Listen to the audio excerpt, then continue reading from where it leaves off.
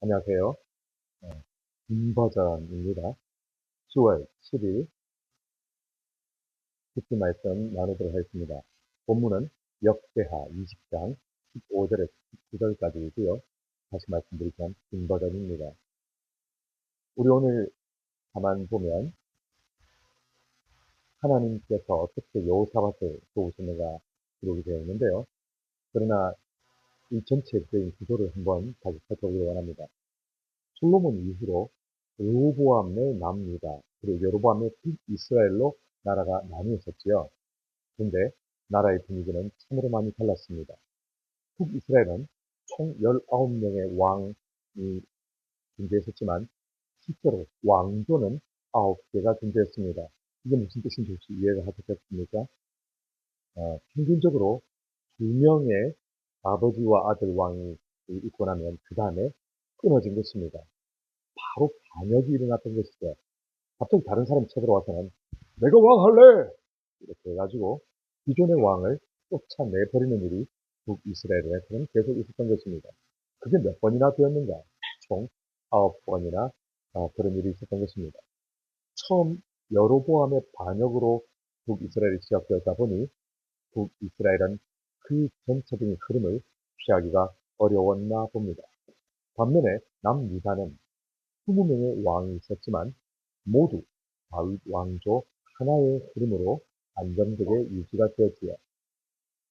북이스라엘은 선한 왕이 한 명도 없었지만 남유다에서는 8명 정도 되는 선한 왕들도 배출되었습니다. 큰 차이가 있죠.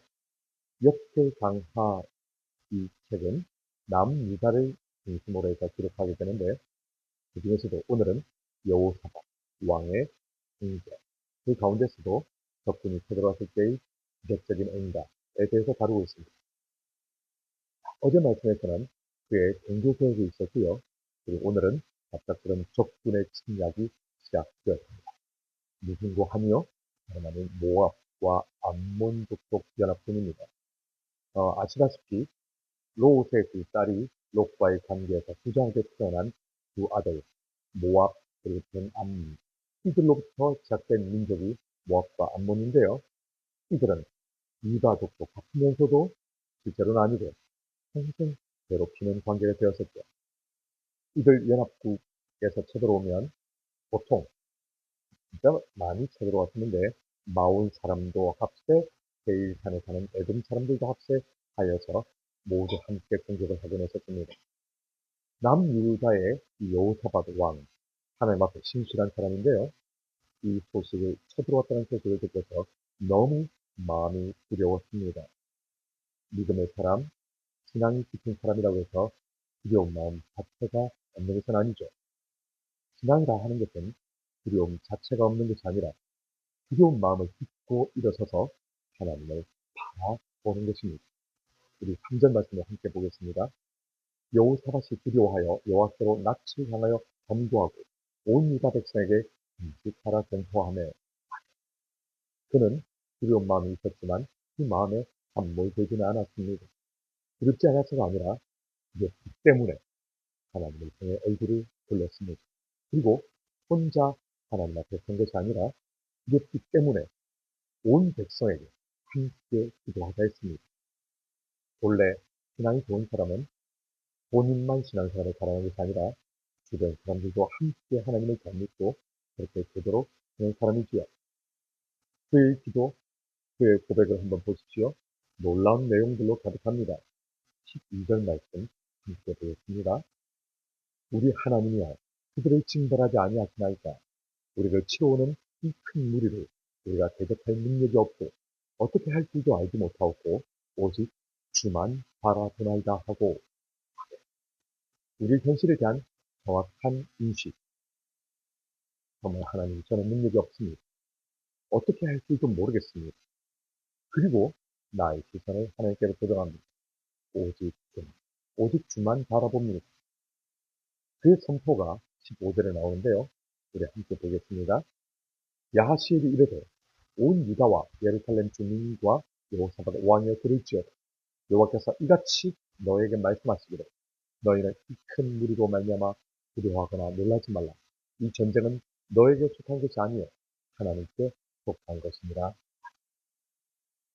이 놀라운 선지자의 고백, 선포 때문에 얼마나 많은 찬양이 여기서 나왔는지 모릅니다. 우리가 주일 오전 예배 때 마지막에 함께 불렀던 찬양이 바로 이 선포에서 나온 것 아닙니까? 주를 찬양, 손을 들고 찬양. 전쟁은 나에게 속한 것이 아니니 전쟁은 하나님께 속한 것이다. 아멘. 이 살아있는 고백, 진실된 고백, 내 현실이 아무리 어렵고 어두워도 하나님께서 살아계시다 하는, 하나님께서 도우신다라고 하는 이 확신의 귀한 고백, 그리고 이 선포에 하나님께서 기뻐하셨으리라 저는 믿습니다. 그래서 위대한 응답을 주셨죠. 그리고 이제 하나님의 행하심을 믿는 자가 행해야 될 세 가지 구체적인 일들이 17절에 등장하게 되는데요. 우리 함께 17절 말씀 보겠습니다.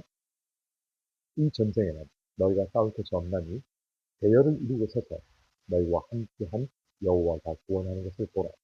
유다와 예루살렘아, 너희는 두려워하지 말며 놀라지 말고 내일 그들을 맞서 나가라.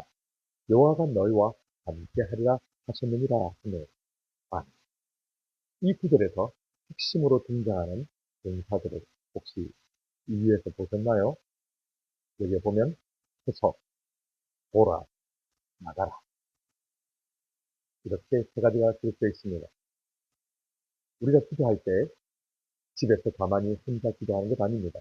전쟁터에 바로 나의 그 환난과 시험 있는 문제가 있는 현장에 당당하게 대열을 이루고 서로 격려하며 위대한 역사의 현장에 함께 서는 것이 필요합니다. 대열을 이루고 서서 기억하십시오. 위대한 기억의 현장에 우리는 모여야 합니다. 대열을 이루고 함께 서야 합니다. 뭔가를 우리가 해서가 아니고 뭔가를 노력하기 위함도 아닙니다. 우리는 그저 찬양하고 기도하고 하나님께 맡겨드립니다. 그러니까 이제 할 일은 하나님께서 어떤 일을 행하실지 우리가 믿음으로 보는 것입니다. 너희와 함께한 여호와가 구원하는 것을 여기서도 그 유명한 찬이 나왔죠. 보라 하나님 능력을, 보라 하나님 구원을.